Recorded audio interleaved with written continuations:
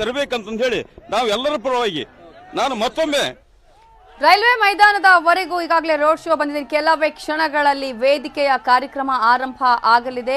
ರಾಷ್ಟ್ರೀಯ ಯುವ ಜನೋತ್ಸವಕ್ಕೆ ಅವರು ಚಾಲನೆಯನ್ನ ನೀಡಲಿದ್ದಾರೆ. ಉದ್ಘಾಟನೆಯ ಮೂಲಕ ಚಾಲನೆಯನ್ನ ನೀಡಿ ಆ ನಂತರ ಅವರು ತಮ್ಮ ಭಾಷಣವನ್ನ ಮಾಡಲಿದ್ದಾರೆ. 40-45 ನಿಮಿಷಗಳ ವೇದಿಕೆ ಮೇಲೆ ನರೇಂದ್ರ ಮೋದಿ ಅವರ ಆಗಮನ ಆಗಿದೆ. ಇನ್ನು ವೇದಿಕೆ ವಿಶೇಷತೆ ಅಂದ್ರೆ 70-40 ಅಡಿ ಅಳತೆಯ ಬೃಹತ್ ವೇದಿಕೆ ಇದು. ವೇದಿಕೆ ಮೇಲೆ ಕೂರೋದಕ್ಕೆ ಕೇವಲ 25 ಗಣ್ಯರಿಗೆ ಮಾತ್ರ ಅವಕಾಶವನ್ನ ಮಾಡಿಕೊಡಲಾಗಿದೆ. ಇನ್ನು ವೇದಿಕೆ ಮುಂಭಾಗದಲ್ಲಿ 7,500 ಪ್ರತಿನಿಧಿಗಳು, 40,000ಕ್ಕೂ ಅಧಿಕ ಯುವ ಸಮೂಹ ಗಮನಿಸ್ತಾ ಇದೆ.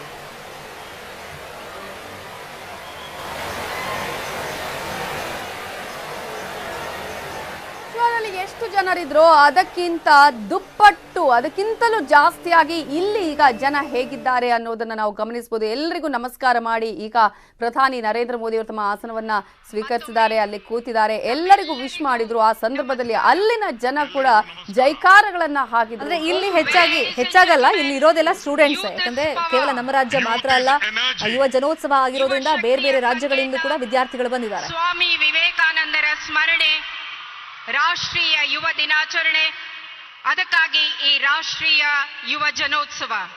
Ladies and gentlemen, it is the occasion of 26th National Youth Festival 2023. Ladies and gentlemen, on National Youth Day, let us rededicate ourselves towards building a Vikasit Bharat. On behalf of the entire organizing team, a hearty welcome to all of you to the biggest celebration of youth power and energy, 26th National Youth Festival 2023. ಯುವ ಜನೋತ್ಸವ 2023ಕ್ಕೆ ಇದೀಗ ಚಾಲನೆ.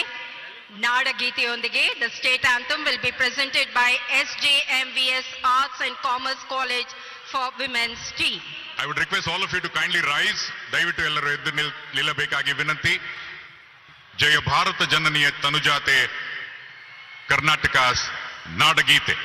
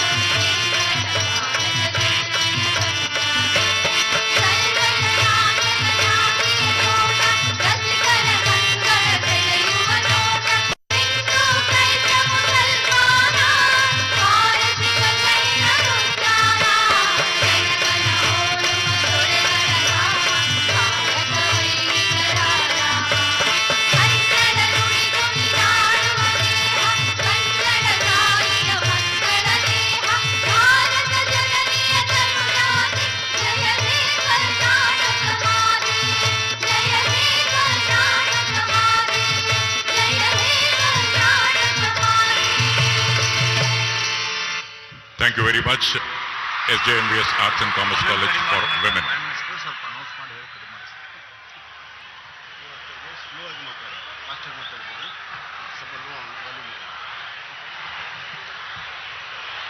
ಇದೀಗ ಕರ್ನಾಟಕ ಜನತೆಯ ಪರವಾಗಿ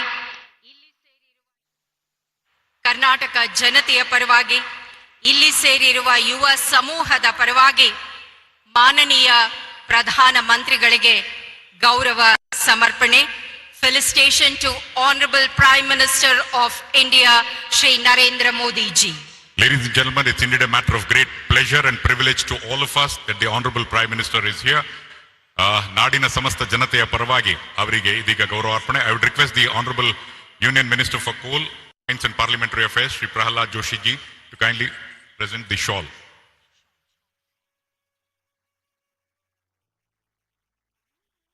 The traditional shawl, which goes a long way towards representing the feature.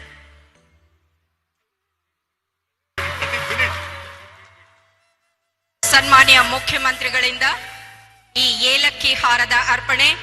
ಈ ಏಲಕ್ಕಿ ಹಾರ ಹಾವೇರಿಯಲ್ಲಿ ತಯಾರಿಸಲಾಗಿದೆ. The traditional cardamom garland prepared at Haveri by the Honorable Chief Minister, presenting cardamom peta by Shri Anurag Singh Thakur, Honorable Union Minister for Youth Affairs and Sports.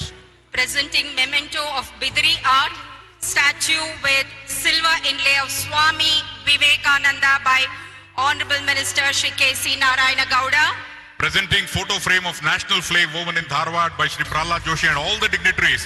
Bandhugale gamanisi, every Indian national flag fluttering high in the sky comes from Dharwad. Our khadi, our pride.